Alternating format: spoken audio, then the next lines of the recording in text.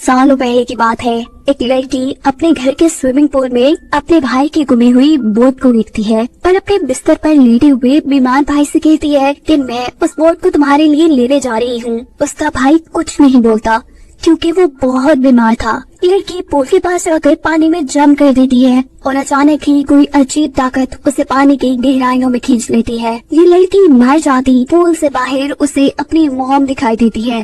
पूरा जोर लगाते हुए जब वो बाहर आती है तो बाहर उसकी मॉम तो क्या कोई इंसान नहीं था। अचानक से दोबारा कोई ताकत उसे ऐसा पानी के अंदर खींचती है कि वो लड़की दोबारा कभी नजर नहीं आई। सीन यहीं से कट होकर प्रेजेंट टाइम में शिफ्ट होता है और हम रे की फैमिली को देखते हैं। ये लोग रहने के लिए एक स्विमिंग पूल वाला ऐसा घर ढूंढ रहे थे जहाँ रे का अच्छे से इलाज हो सके, क्योंकि किसी एक्सीडेंट की वजह से रे का सेंट्रल नर्वस सिस्टम डैमेज हो गया था और अब वो रूटीन की चीजें जैसे चलना फिरना देखना जैसे काम भी ठीक से नहीं कर पा रहा था और बीमारी की वजह से उसे टीम से निकाल दिया गया था। ये लोग रहने के लिए वही घर चुनते हैं जिसे हमने मूवी के स्टार्ट में देखा है। घर शिफ्ट होने के बाद ये लोग पहला काम पूल की सफाई के बारे में सोचते हैं, जिसको करते हुए रे का हाथ कट जाता है। अब ये लोग कुछ प्रोफेशनल लोगों को पूल की सफाई के लिए बुलाते हैं। इस पूल का वाटर सोर्स अंडरग्राउंड था। पूल में इन्हें खुद पानी डालना नहीं पड़ता था। नेचुरली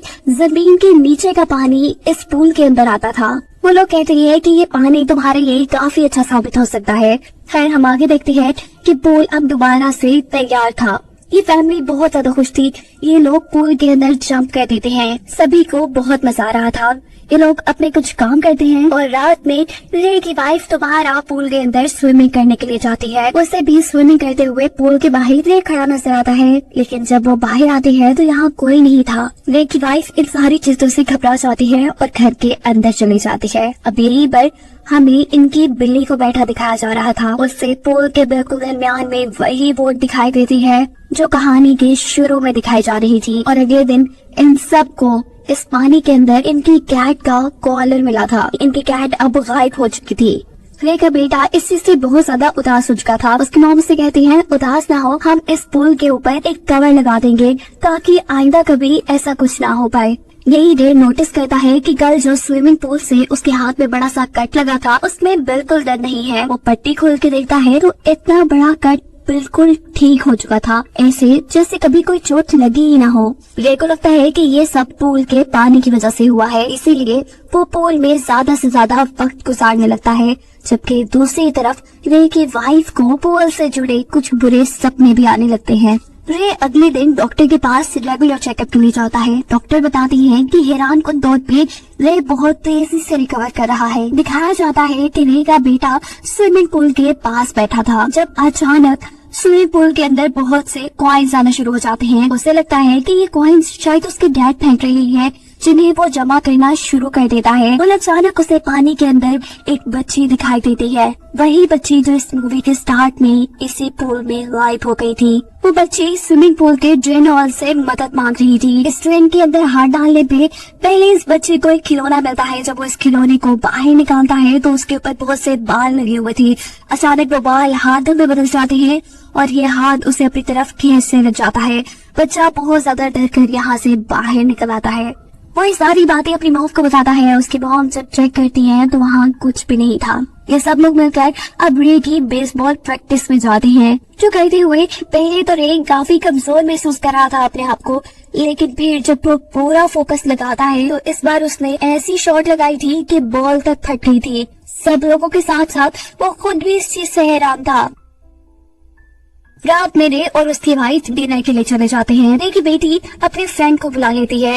ये लोग जब स्विमिंग पूल में स्विमिंग कर रहे होते हैं तो अचानक उस बच्ची को पानी के अंदर भूत नजर आता है, जिससे डरकर वो पूल से बाहर ही निकलने वाली थी, पर वही भूत उसे पानी के अंदर खींच लेता है। सिर्फ यही नहीं, ये भूत उसे स्विमिंग पूल के पानी से भी नीचे ले गया था। ये लड़की अपने आप को इससे बचाते हुए स्विमिंग पूल में आकर बाहर निकल आती है। वो इतना ज्यादा डरी हुई थी कि उसके भाई को भी समझ आ गई थी कि उसके साथ भी कुछ बुरा हुआ है। वो लड़का अपनी बहन से कहता है कि मैं जानता हूँ इस पूल में कुछ ना कुछ गड़बड़ है और हमें मॉम डैड को इसके बारे में बताना चाहिए, लेकिन वो लड़की कहती है नहीं, तुम ऐसा नहीं करोगे, क्योंकि ये पूल ही है जो हमारे डैड को बहुत तेजी से ठीक कर रहा है और हमारी मॉम भी खुश रहने लगी है। इन दोनों की इस बात का यकीन तो था कि ये पोल भूतिया है, लेकिन वो इस बारे में अपने मॉम डैड को नहीं बताते। अगले दिन ये लोग पोल पार्टी रखते हैं और रे ने जिनसे घर खरीदा था वो एजेंट भी यहाँ आती है। रे की वाइफ उससे सवाल करती है कि मैंने सुना है कि 15 साल तक ये पुल बंद रहा, ऐसा कैसे हो सकता है कि इतने सालों में यहाँ रहने वाले लोगों ने इस पुल का इस्तेमाल ही नहीं किया। एजेंट बताती है कि काफी सालों पहले यहाँ पे एक लड़की डूब गई थी, जिसके बारे में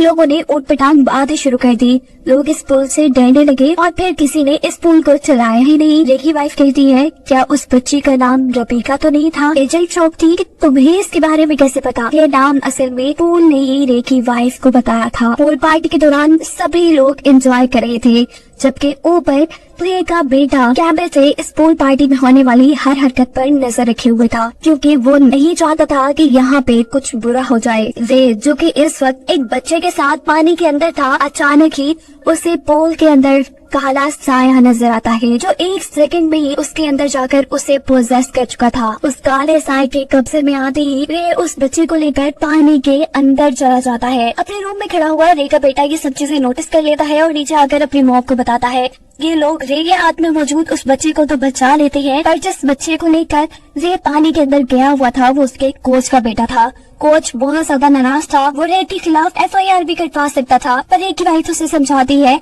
कि ये रे की बीमारी की वजह से हुआ होगा।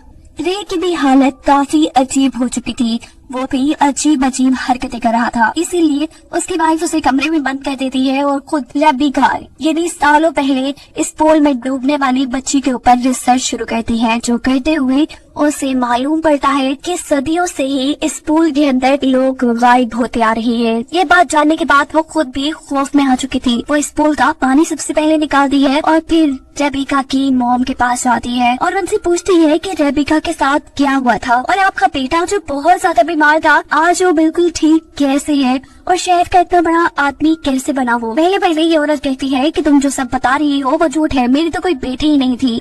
लेकिन रे की वाइफ के ज्यादा फोर्स करने पे वो विशिंग वेल की एक कहानी सुनाना शुरू करती है, एक ऐसे कुएं की कहानी जिसके अंदर सिक्के डालने से लोगों की विश पूरी हो जाया करती थी, क्योंकि विशिंग वेल का पानी जादुई था और इसीलिए उस पानी की पूजा भी की जाती थी। लेकिन कहानी में एक ट्विस्ट भी है, जब जब कोई इस पानी को अपनी विश पूरी करने के लिए जगाता था तब ये पानी एक कीमत मांगता था। और रबीका की कहानी ये थी कि उसका भाई बहुत ज्यादा बीमार था, जिसे हमने कहानी के शुरू में ही देख लिया था। उसकी मॉम उसे ठीक करना चाहती थी, इसीलिए उन्होंने इस पानी से विश मांगी और इस विश को पूरा करने की कीमत उन्होंने अपनी बेटी पानी को देकर अदा की। ये भी आसान लफ्जों में उन्होंने अपने बेटे को ठीक करने के लिए अपनी बेटी को सेक्रीफाइस कर दिया। रे की वाइफ नोटिस करती है कि इस औरत के काले आंसू आ रही थी, कोई चीज उसे पोसेस कर रही थी और यहाँ का पानी भी अजीबोगरीब हरकतें कर रहा था।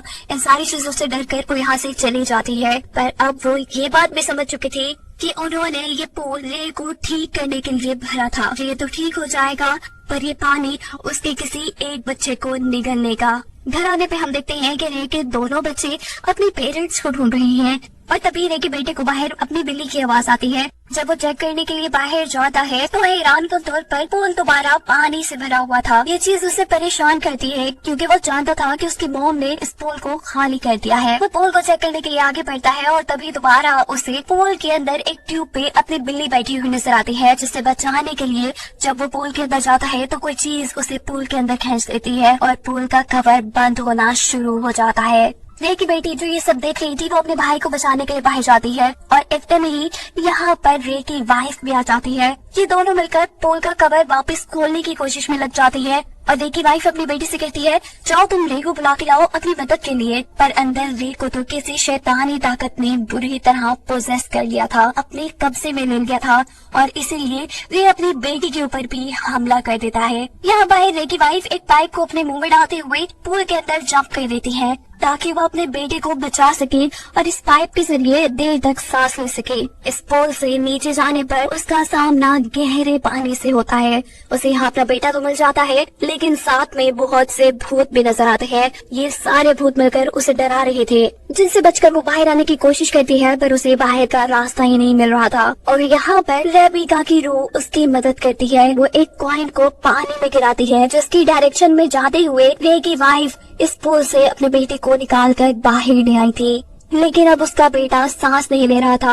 वो उसे बचाने की कोशिश में थी, और तभी यहाँ पर पोसेस हुआ रे आ जाता है और उसे कहता है कि तुम अपने बेटे को नहीं बचा पाओगी। ये कहते ही वो अपनी वाइफ को भी गर्दन से पकड़कर हवा में उठा देता है। इससे पहले कि वो अपनी वाइफ को मार देता, पीछे से उसकी बेटी उसी का बेसबॉल बैट उसके सर के ऊपर मारती है। उसकी बेटी उससे होश में आने को कहती है, और तभी रे को अपनी फैमिली के साथ बिताए गए अच्छे लम्हे याद आते हैं। उसे एक उल्टी आती है, और ऐसे उसके अंदर मौजूद इवल स्पिरिट बाहर निकल जाती है। और जो इवल स्पिरिट रे के अंदर से निकली थी, उसने पानी को काला कर दिया था।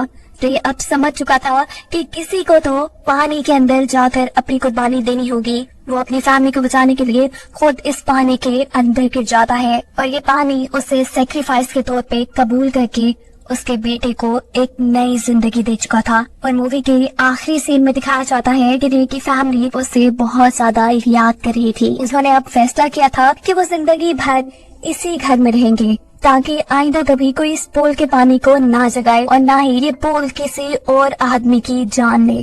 जिसके साथ ये कहानी यहाँ खत्म हो जाती है।